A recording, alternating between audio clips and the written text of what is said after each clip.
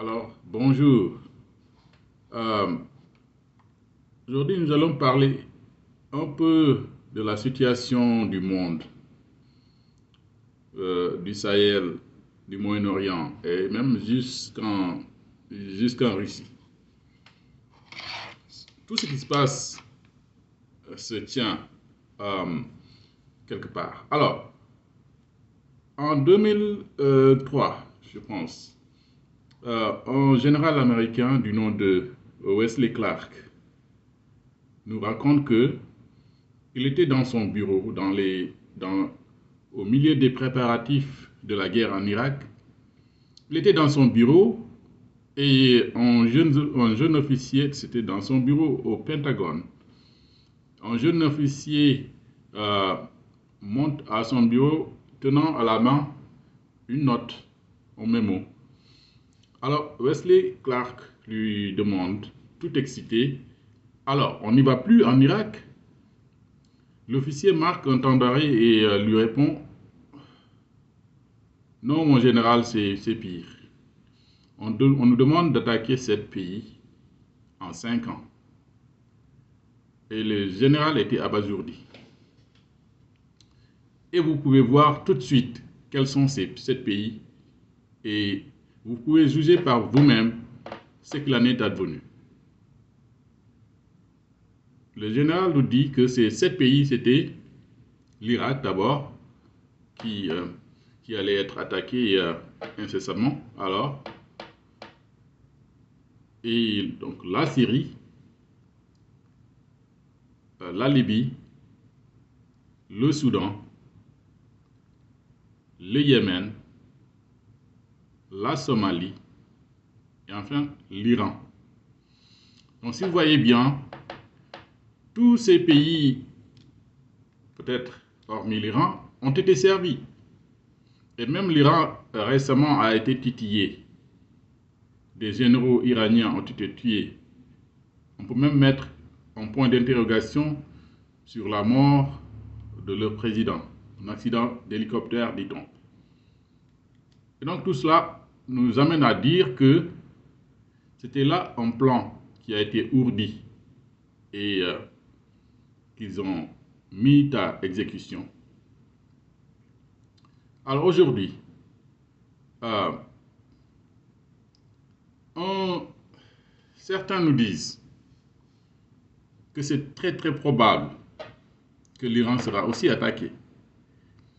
Et d'après certains observateurs, comme par exemple un professeur d'économie non moins juif à l'université de Columbia à New York, du nom de Goldman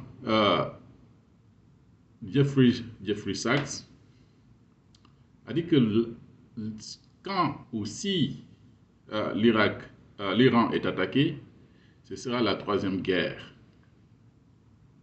mondiale et elle sera nucléaire. Et c'est ce qui est terrible dans tout cela parce que c'est exactement l'objectif. Et donc, ce sera la troisième guerre puisque l'Iran, au fil des années, est devenu très très proche de la Russie, qui elle-même est sous attaque, comme nous le savons tous. Et là encore, c'est un autre fait, parce que après la chute du mur de Berlin et donc la fin de la guerre froide, un secrétaire d'État américain du nom de James Baker avait assuré à Gorbatchev qu'il n'y aurait pas un seul pouce à l'Est. Donc, ils avaient assuré qu'ils ne progresseraient pas vers l'Est donc pour se rapprocher de la Russie et donc, du coup, la menacer son intégrité. Mais depuis 2014, on peut même dire, avec la révolution Maïdan, et aujourd'hui, là, depuis le début de cette guerre Ukraine-Russie, on a vu que ce n'est plus le cas. L'OTAN a voulu donc progresser vers l'Est et se rapprocher de la Russie qui, dès qu'elle sentira son intégrité menacée, elle a dit, et la Russie ne blague jamais, c'est qu'elle dit, elle le fait. Elle a dit que quand elle se sentira véritablement menacée, elle va user de l'arme ultime, donc de l'arme nucléaire.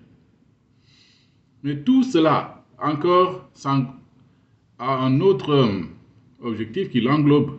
C'est l'objectif de certains qui veulent gouverner le monde, diriger le monde, dominer le monde, le régenter. Et notamment, une certaine excroissance des États-Unis, si on peut s'exprimer ainsi, et qui a cette prétention à vouloir se poser sur le toit du monde et se dire qu'on est les plus forts. Et c'est ça seulement l'objectif dans tout ça. Ils sont prêts à détruire le monde juste pour atteindre cet objectif. L'arme nucléaire, ils veulent qu'elle éclate. Ils cherchent à ce qu'elle éclate. Il y a un Américain du nom de Zbigniew Brzezinski, un américano-polonais.